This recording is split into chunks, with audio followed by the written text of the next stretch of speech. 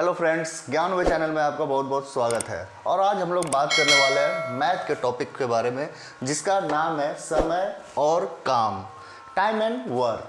Time and work एक बहुत ही interesting subject है। बहुत सारे बच्चों को ये समझ में नहीं आता है क्योंकि इसमें कुछ कन्फ्यूजन है, लेकिन ये बहुत ही इंटरेस्टिंग है। आज मैं इसे बहुत ही ईजी वे में आपको बताऊँगा। तो चलिए शुरू करते हैं और देखते हैं कि क्या है टाइम एंड वर्क और किस तरह से इसे हम सॉल्व कर सकते हैं 1 मिनट के अंदर में। फ्रेंड्स, जैसा कि आपको क्वेश्चन आपके स्क्रीन पे आएगा, वो क्वेश्चन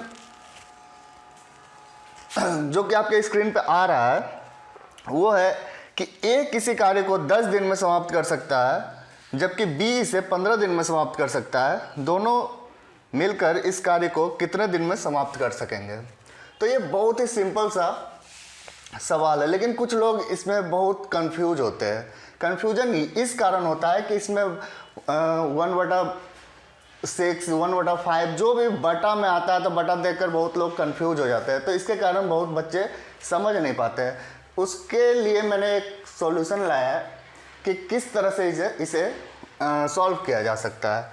तो सबसे पहले हम लोग बात करते हैं, ए किसी कार्य को 10 दिन में समाप्त कर सकता है।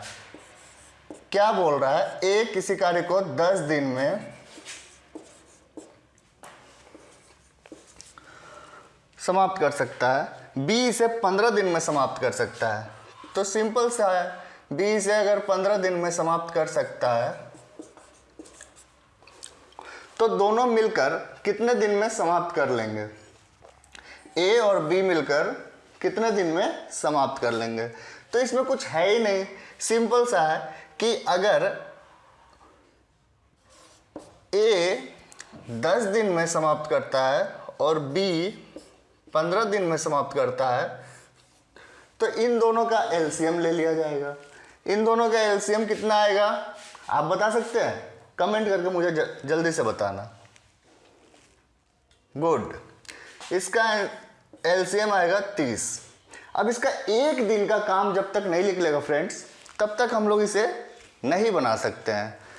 एक दिन का काम निकालने के लिए इसका सबसे छोटा सा एक ट्रिक है कि इससे इसको डिवाइड कर देंगे।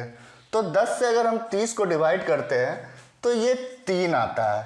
तो ए का एक दिन का काम, ए का एक दिन का काम निकल गया।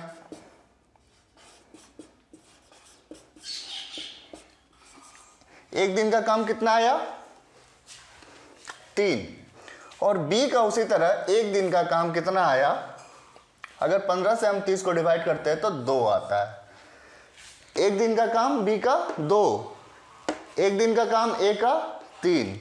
अगर ये दोनों मिलकर, क्वेश्चन में क्या कह रहा है कि दोनों मिलकर इस काम को कितने दिन में समाप्त कर सकते हैं, तो इस दोनों को अगर हम जोड़ देते हैं तो दोनों का काम आता है 5।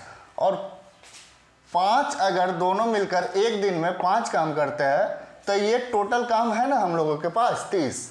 तो अगर 5 काम करते हैं तो 5 से अगर हम इसे डिवाइड कर देते हैं तो 5 6 बार में,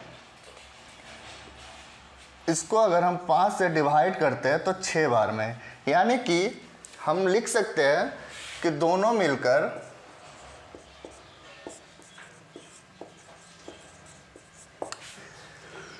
इस काम को 6 दिन में समाप्त कर लेंगे।